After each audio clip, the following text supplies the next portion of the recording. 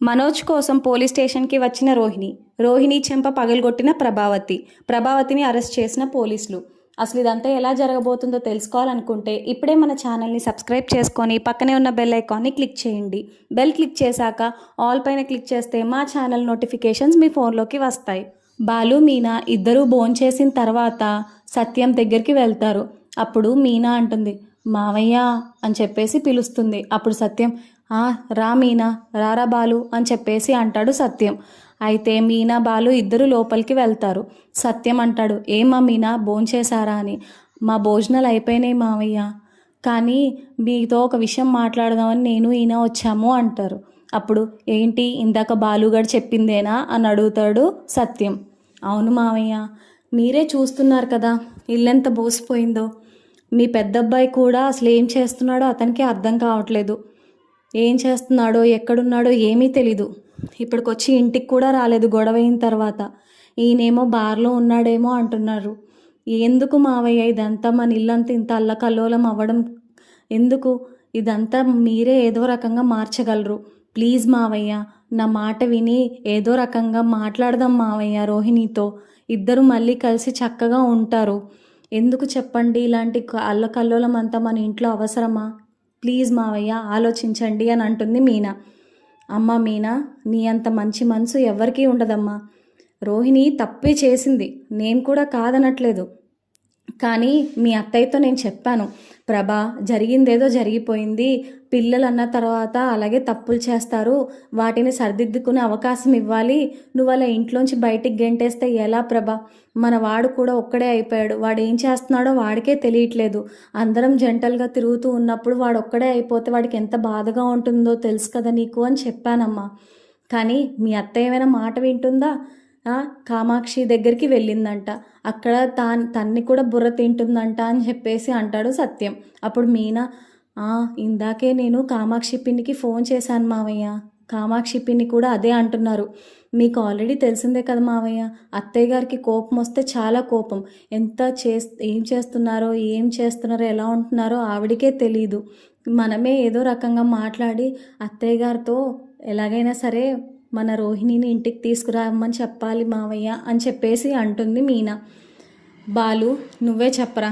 మీనా అంత మంచిగా ఆలోచించింది బాగానే ఉంది, కానీ ఏం చేయాలి చెప్పు. నేను మీ అన్నయ్యతో మాట్లాడాను, మీ అమ్మతో కూడా మాట్లాడాను. ఇద్దరూ నా మాట వినకుండా అదేమో కామాక్షి దగ్గరికి, వీడెటుపోయాడో కూడా తెలీదు అనగానే, ఇంకెక్కడికి పోతాడు నాన్న, ఏ బార్కి వెళ్ళి మందు కొడుతూ ఉండుంటాడు, అంతకు మించి ఏం చేస్తాడు అని అంటాడు బాలు. అప్పుడు మీనా, ఊరుకోండి, వెళ్ళిపోతే అలా వెళ్ళనిస్తామా? జాగ్రత్తగా చూసుకోవాలి కదా. మీరేమో ఇలా అంటారు, అక్కడేమో ఆయన ఏం పరిస్థితిలో ఉన్నారో ఎవరికి తెలుసు అని చెప్పేసి అంటుంది మీనా. అప్పుడు బాలు, నేనున్నదే చెప్తాను మీనా, వాడిని ఎవరు అలా చేసుకోమన్నారు? అమ్మ ఏది చెప్తే అదే చేస్తాడు. వాడు కూడా కాస్తైనా ఆలోచించుకోడా? ఎలాంటి అమ్మాయి ఇంటికి రావాలో, ఎలా ఉంటుందో, తను మంచిదా కాదా అని ఏ ఎంక్వైరీ చేసుకోడా? అసలు బుర్రేమైనా పని చేస్తుందా వాడికి? అమ్మ ఒరే నువ్వు వెళ్ళి అక్కడి నుంచి దూకరా అంటే వెళ్ళి దూకుతాడు. అదేం గుడ్డి నమ్మకం? తిని ఆలోచించుకోవాలి కదా. అక్కడి నుంచి దూకితే దెబ్బలు తగిలితే లేదా ప్రాణమే పోతుందని. అమ్మ ఏ చెప్తే తోకూపితే అదే చేస్తాడా? ఇప్పటికీ కూడా అంతే. వాడు ఆలోచించుకుని, సరే రోహిణి అబద్ధమే చెప్పింది, తర్వాత ఎలా ఉన్నా సరే పర్వాలేదు కదా, ఇప్పటి నుంచి అయినా జాగ్రత్తగా ఉండాలి అని చెప్పేసి ఆలోచించుకోవడం మానేసి, వాడేమో అమ్మ చెప్తేనే ఇప్పుడు వెళ్తాడు తెలుసా, అలాంటి రకం వాడు. ఇందాకే నీతో కూడా అన్నాను కదా మీనా అని చెప్పేసి అంటాడు బాలు. అప్పుడు మీనా, ఇదిగోండి మావయ్య, ఒక్కొక్కరు ఒక్కొక్క రకంగా మాట్లాడుతున్నారు. నాకున్న ఏకైక ఛాన్స్ మీరు మాత్రమే ఏదైనా సరే మంచిగా ఆలోచిస్తారు మావయ్య అంటుంది మీనా. నేను ఆలోచించానమ్మా, నేనైతే సిద్ధంగా ఉన్నాను. రోహిణి మళ్ళీ ఇంటికి వస్తే నాకు ఏ ప్రాబ్లం లేదు, కానీ మీ అత్తయ్యతోనే వచ్చింది సమస్య అంతా. ఆవిడేమంటదో ఏం చేస్తుందో, కోపంలో మళ్ళీ దాన్ని చంపేస్తుందేమో అని ఆలోచిస్తున్నానమ్మా అంటాడు సత్యం. అప్పుడు మీనా, లేదు మావయ్య, ముందు అత్తయ్యని కామాక్షి పిన్ని దగ్గర నుంచి తీసుకురావాలి. మీ ఇద్దరు మాట్లాడుకున్న తర్వాత ఏదో రకంగా ఈ సమస్యని సర్దిద్దుకోవాలి మావయ్య అని చెప్పేసి అంటుంది మీనా. ఎన్నిసార్లు చెప్పానమ్మా, నేనేమైనా వెళ్ళమని చెప్పానా మా చెల్లి దగ్గరికి? లేదు కదా, అదే వెళ్ళిపోయింది. నేనేమీ వెళ్ళమనలేదు, అలాగని నేనేమి ఇంటికి రావద్దు అనలేదు. తన ఇష్టం, వస్తే వస్తుంది లేదా లేదు, నేనేమీ చేయలేను అని చెప్పేసి తెగేసి చెప్పేస్తాడు సత్యం. మీరు మాట్లాడకుండా మా మాట ఎలాగో వినరు, మీ మాట అయినా వింటారు కదా మావయ్య, ఒకసారి మాట్లాడి చూడండి అని చెప్పేసి అంటుంది మీనా. సరే అమ్మా, కాసేపు చూద్దాం, అయినా సరే రాకపోతే అప్పుడు ఏదో ఒకటి చేద్దాంలే అని చెప్పేసి అంటాడు సత్యం. మరోవైపు మనోజ్ విపరీతంగా తాగేసుండి నానా రచ్చ చేస్తూ ఉంటాడు. రోహిణి లేదన్న బాధ అవన్నీ కుమిలిపోతాడు, కానీ పైకి చెప్పుకోడు. విపరీతంగా తాగేసి పిచ్చి పిచ్చిగా గోల చేస్తూ ఉంటాడు. అసలే ఆ ట్రాఫిక్ పోలీస్కి బాలుకి పడదు. కానీ ఇప్పటికీ మనోజ్ వాళ్ళ అన్నయ్య అన్న విషయం తెలీదు కాబట్టి ఏమాత్రం మాట్లాడు ఆ ట్రాఫిక్ పోలీస్. అయితే తర్వాత మనోజ్ విపరీతంగా గోల చేస్తూ ఉండడంతో చిరాకొచ్చి ఆ ట్రాఫిక్ పోలీసులు ఇద్దరు పోలీస్ స్టేషన్కి తీసుకొచ్చి మనోజ్ని 2 దెబ్బలు కొట్టి, నువ్వు ఇక్కడే ఉండరా, అసలు పిచ్చి పనులు బాగా చేస్తున్నా, రే వీడిని ఫ్రెండేనా ఏంటి తాగడం, పిచ్చి పిచ్చిగా తాగాడు, సరే ఇంటికి పొమ్మని చెప్తుంటే ఇంకింకా రచ్చ చేస్తున్నాడు, అస్సలు కుదరదు, వాళ్ళెవరో పట్టుకోనరా, అప్పుడు మాట్లాడదాం, వాళ్ళ సంగతి ఏంటో తేల్చుదామని చెప్పేసి అంటారు ట్రాఫిక్ పోలీసు. అయితే అక్కడ ఎస్ఐ లేకపోవడంతో కానిస్టేబుల్లే అతన్ని చూసుకుంటారు. మనోజ్ ఏమో కూర్చుని, రోహిణి ఇంత ద్రోహం చేస్తావా నువ్వు, నాకు ఏం మనిషివే నువ్వు అనుకుంటూ మాట్లాడుకుంటూ ఉంటాడు తనలే తను. మరోవైపు మణికంఠ చాలా హడావిడిగా హఠాత్తుగా పరిగెత్తుకుంటూ తన బాలు వాళ్ళ ఇంటికి వెళ్తాడు. అయితే మరోవైపు కామాక్షి అలాగే ప్రభావతి ఇద్దరు కూడా మాట్లాడుకుంటూ ఉంటారు. నాకు ఇప్పుడు ఏం చెయ్యాలో ఏమీ అర్థం కావట్లేదు, అందరిలోకెల్లా నా పెద్ద కొడుకే అన్యాయం అయిపోయాడు, అందరూ బాగానే ఉన్నారు, పాపం వాడికి ఇలాంటిది తగిలిందేంటో, నా నెత్తిన దరిద్ర దేవత తాండవిస్తుందో ఏంటో నాకు అర్థం కావట్లేదు. ఇంట్లో మంచి లక్ష్మీదేవి ఇంట్లోకి రావాలంటే ఎవరో ముక్కు మొహం తెలియని ఇంటికి వచ్చింది, అది ఎవరితో తెలీదు, దాని పేరు తెలీదు, అది ఏంటో కూడా తెలీదు, ఏం చెయ్యాలో నాకేం అర్థం కావట్లేదు కామాక్షి.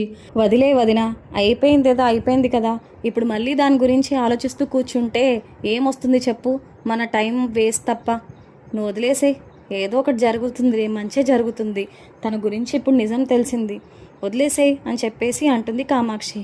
ఎలా వదిలేయమంటావు, అయినా నా కొడుకు జీవితం ఇది, ఏం చేయాలో కూడా పాలుపోవట్లేదు నాకు, దాని గురించి ఆలోచిస్తూనే ఒళ్ళు మండిపోతుంది, రక్తం మరిగిపోతుంది అని చెప్పేసి అంటుంది ప్రభావతి. సరే ఉండు, వంట పని ఏదో చూస్తాను, నువ్వు మంచిగా సత్యమన్నయ్యతో మాట్లాడి ఇద్దరు కలిసి మాట్లాడుకోవచ్చు కదా అని చెప్పేసి అంటుంది కామాక్షి. అప్పుడు ప్రభావతి, ఏం మాట్లాడుకోమంటావు మా ఇద్దరిని, ఆయనేమో పాపం ఏదో రకంగా ఇంటికి తీసుకురావచ్చు కదా అంటాడు, నాకేమో అది చేసిన మోసమే గుర్తొస్తుంది, ఏం చేయాలో కూడా పాల్పోవట్లేదు అని చెప్పేసి బుర్ర పట్టుకుంటుంది ప్రభావతి. అప్పుడు కామాక్షి, సరే వదిన, మనం దీని గురించి తర్వాత మాట్లాడుకుందాంలే, కానీ ముందు భోజనం తీసుకొస్తాను నీకు, నువ్వేమీ మాట్లాడకుండా చక్కగా తిను, ఆరోగ్యం పాడైతే చాలా కష్టం అని చెప్పేసి కామాక్షి వంటగదిలోకి వెళ్ళిపోతుంది. మరోవైపు విద్య రోహిణి ఇద్దరూ పనిచేసుకుంటూ ఉంటారు. రోహిణి తన గదిలో ఉంటుంది, విద్య ఏమో సోఫాలో కూర్చొని తన ఫోన్ తను చూసుకుంటూ ఉంటుంది. ఈలోపు తన కళ్ళకి ఒక వీడియో కనబడుతుంది, అది చూసి షాక్ అవుతుంది విద్య అని. అయితే వెంటనే, ఏ రోహిణి ఇట్రావే రోహిణి అని అరుస్తూ ఉంటుంది విద్య.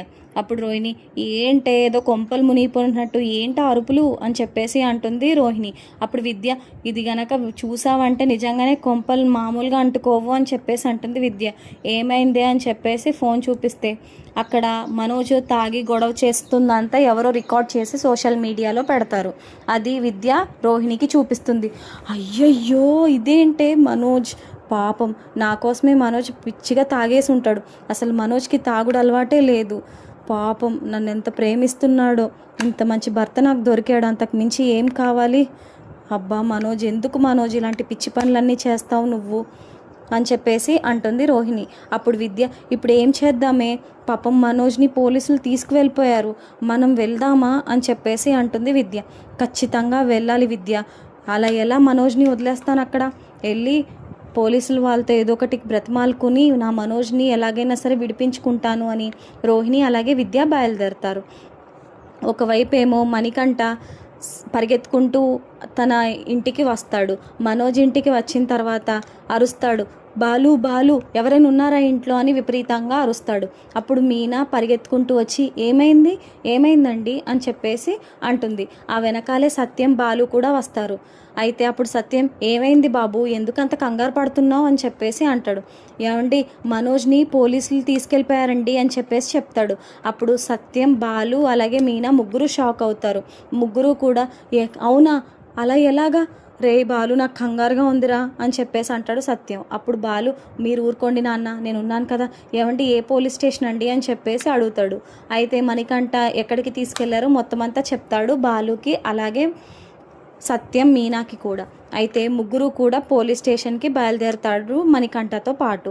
అయితే సత్యం, బాలు, మీనా ముగ్గురు కూడా పోలీస్ స్టేషన్కి వెళ్ళిన తర్వాత అక్కడ ట్రాఫిక్ పోలీస్ కూడా ఉంటాడు. అరుణ్ని చూడడంతో విపరీతమైన కోపం వస్తుంది బాలుకి. నువ్వేంటి ఇక్కడ అని అడుగుతాడు.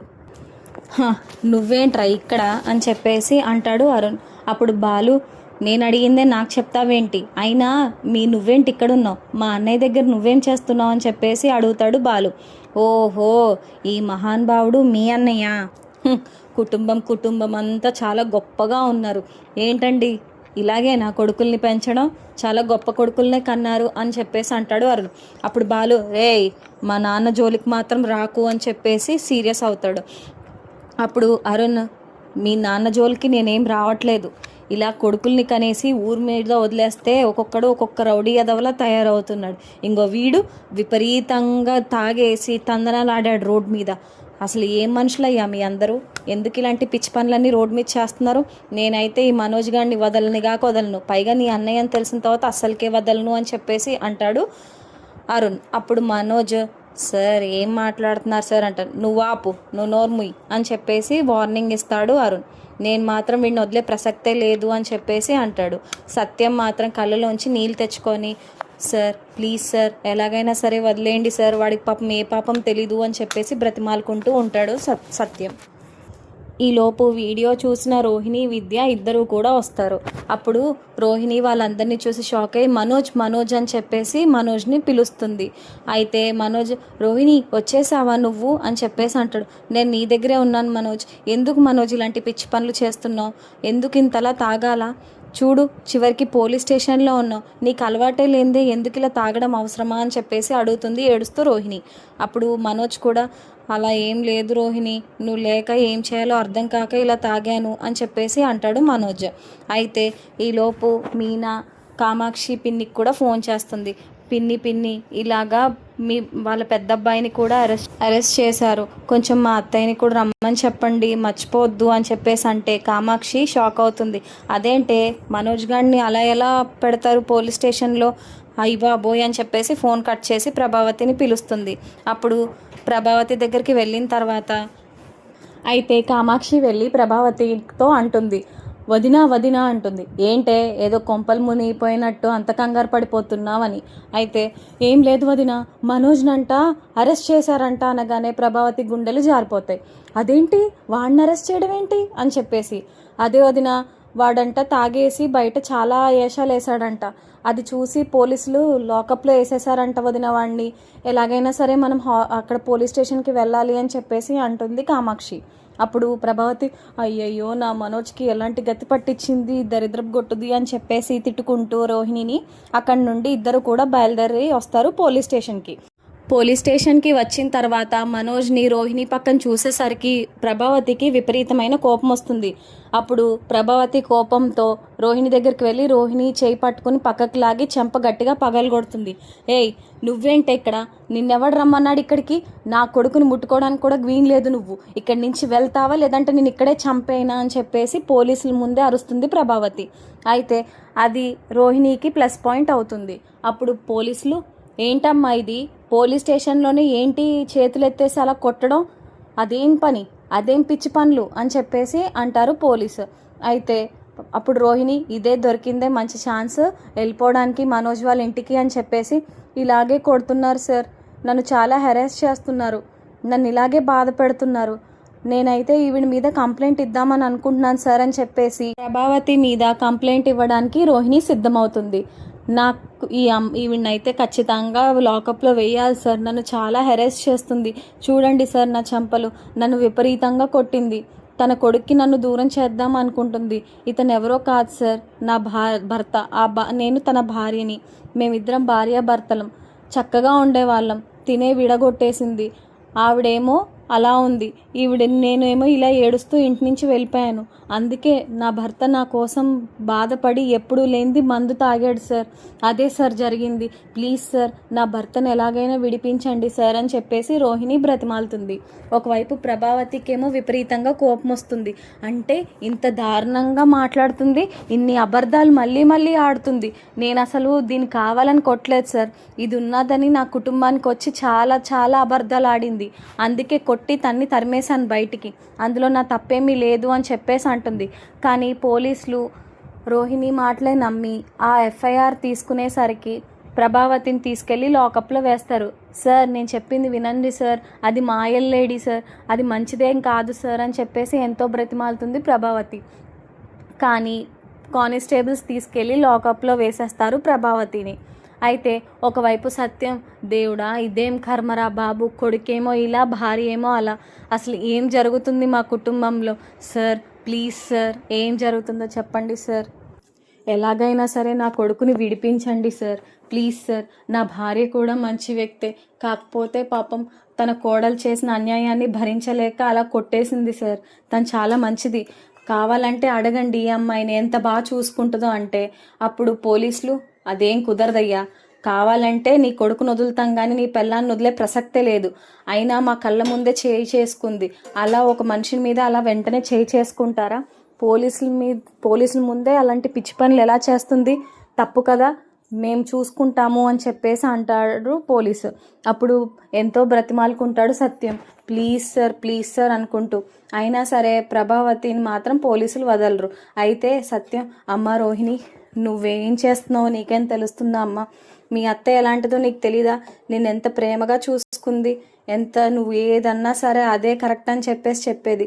అలాంటిది మీ అత్తయ్యనే లాకప్లో వేయడం ఏమైనా బాగుందా చెప్పు అని చెప్పేసి అంటాడు సత్యం. అయితే లేదు మావయ్య, నేను కావాలని చేయలేదు. నేను మనోజ్ ఇద్దరం కలిసి ఉందాం అనుకుంటున్నాం, ఖచ్చితంగా కలిసి ఉంటాం. కానీ అత్తయ్య ఇంత దారుణంగా కొట్టి నన్ను తన్ని తరిమేస్తారని అనుకోలేదు. ఆఖరికి నన్ను మాట్లాడే ఛాన్స్ కూడా ఇవ్వలేదు. ఇదేమైనా బాగుందా మీరే చెప్పండి.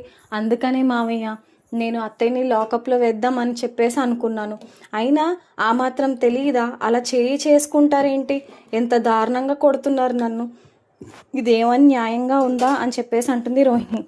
అమ్మ రోహిణి, నువ్వు మా ఇంటికి రావచ్చు, కానీ ఆ కంప్లైంట్ వెనక్కి తీసేసుకోమ్మా ప్లీజ్ అని చెప్పేసి అంటాడు సత్యం. సరే మావయ్య, నన్ను అయితే ఇంట్లోకి రానిచ్చి మనోజ్తో పాటు ఉంచేలా ఉంటే నేను ఖచ్చితంగా వాపస్ తీసేసుకుంటాను కేసు.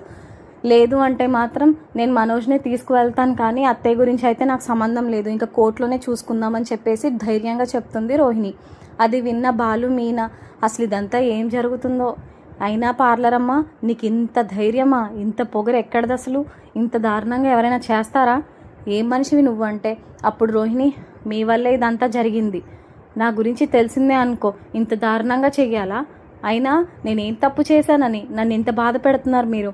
ఇంత బాధ పెట్టడం అస్సలు కుదరదు. చూడండి, మీ అన్నయ్య దగ్గర నుంచి మిమ్మల్ని ఎలా దూరం చేస్తానో అని చెప్పేసి ఛాలెంజ్ చేస్తుంది రోహిణి.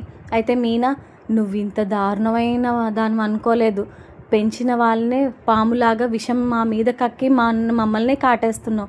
ఇంత దారుణమైన వ్యక్తిని నేను ఎక్కడా చూడలేదు, ఛీ అని చెప్పేసి పక్కకు వెళ్ళిపోతుంది మీనా.